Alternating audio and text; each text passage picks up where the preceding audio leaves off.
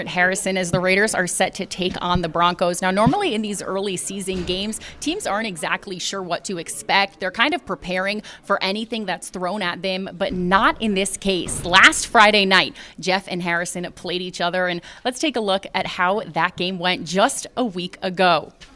Harrison defeated Jeff 50-39, and for the Raiders, junior Malachi King, who was named tournament MVP, dropped 18 points against the Bronchos and added 7 rebounds. Harrison head coach Mark Rinehart said Malachi King is really talented. He's a great passer, and he can score at all 3 levels, and he proved his perimeter skills last year.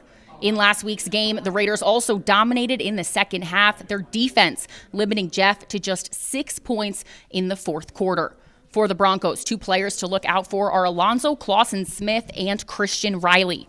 They were responsible for Jeff's offense, combining for 30 of the Broncos' 39 points.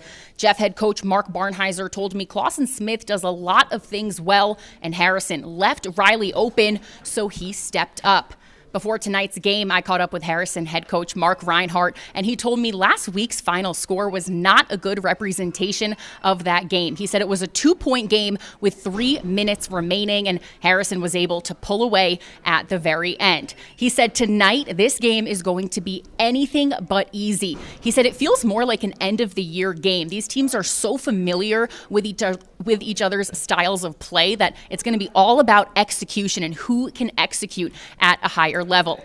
Jeff head coach Mark Barnhizer agreed with that. He said they're so familiar with each other. They play each other 3 times a year that it's going to be a slow start to the game, kind of a slugfest, and it's all about the last man standing. He said it's going to be a last man standing type situation just because they face each other so much and they know what each other are going to run. He also added, though, that Harrison is a bigger team, so his team is going to have to find a way to counteract that.